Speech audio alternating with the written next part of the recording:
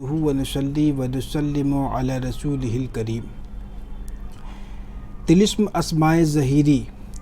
یہ طلسم ایسا ہے کہ اسے شفاء امراض کے لیے، رد سحر کے لیے اور ہر قسم کی بیماری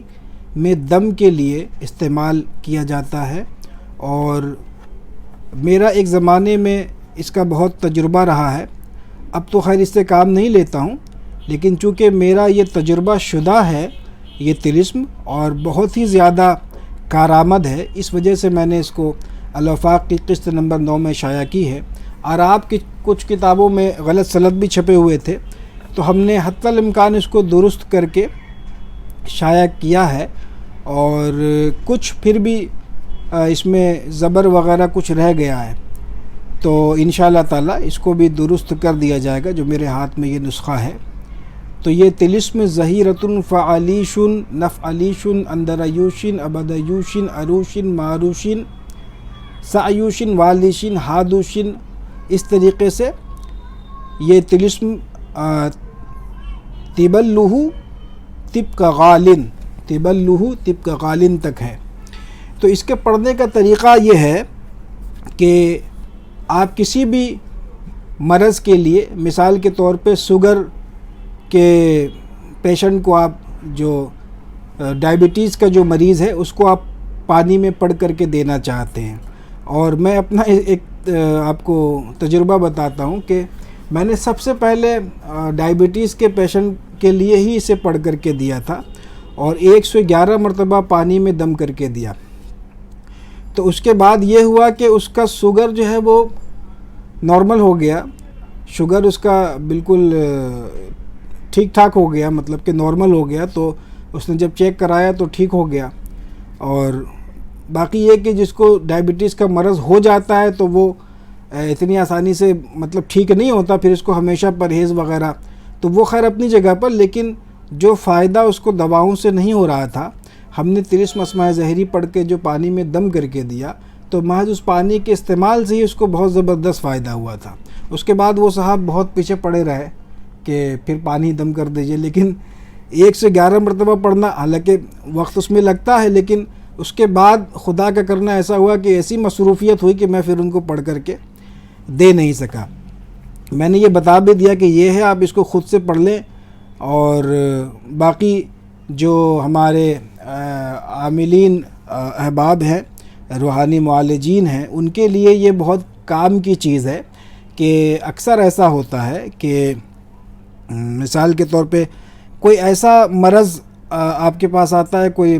مرض لے کر کے یا جسمانی مرض لے کر کے، کہ اس کے تعلق سے کوئی آیت یا اسماء یا کوئی دعا جو ہے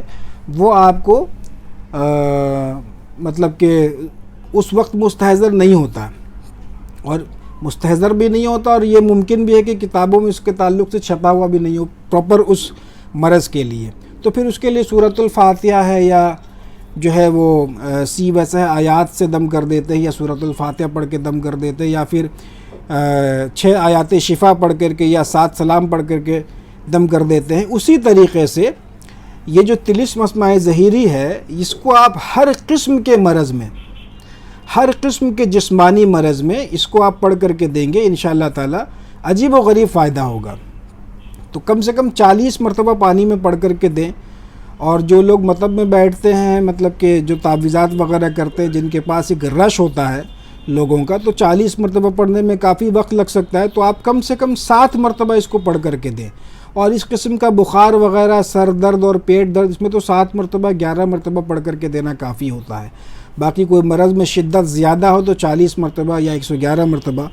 اس کو آپ پڑھ کر کے دیں گے۔ پڑھنے کا طریقہ وہی ہم نے اس میں لکھ دیا ہے کہ ظہیرۃ فعلیش نفعلیش اندریوش سے یہ طلسم شروع ہے۔ آپ جب یہاں پر پہنچیں گے، عجیبوا ایھا الارواح الشمسیۃ النورانیۃ،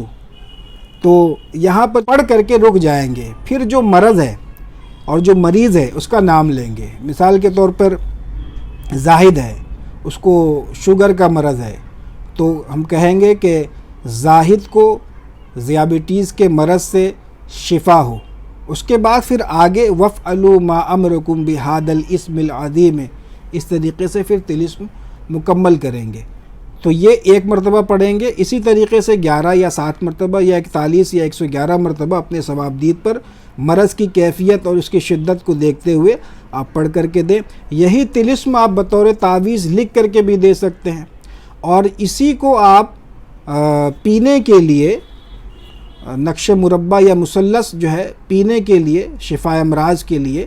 آپ نقش بھی اس کا لکھ کر کے دے سکتے. ہم نے اس کے اعداد صحیح نکال کر کے نقش مربع اور مثلث جو ہے اس میں ڈال دیا ہے ہم نے، وہاں سے بھی آپ اس کو دیکھ لیں، اس سے استفادہ کریں، اس کو لکھ کر کے دیں. تو چاہے تو یہ طلسم لکھ کر کے دیں اور چاہیں تو یہ نقش بھی لکھ کر کے دیں. یوں بھی کر سکتے ہیں کہ یہ طلسم آپ پڑھ کر کے دے دیں 11 مرتبہ اور اس میں سے کوئی ایک نقش لکھ کر کے اس کو دے دیں. انشاءاللہ تعالیٰ بہت زبردست فائدہ ہوگا. اور یہ طلسم اسماء ظاہری سے سحر کا بھی علاج ہوتا ہے، رد سحر بھی ہوتا ہے بہت ہی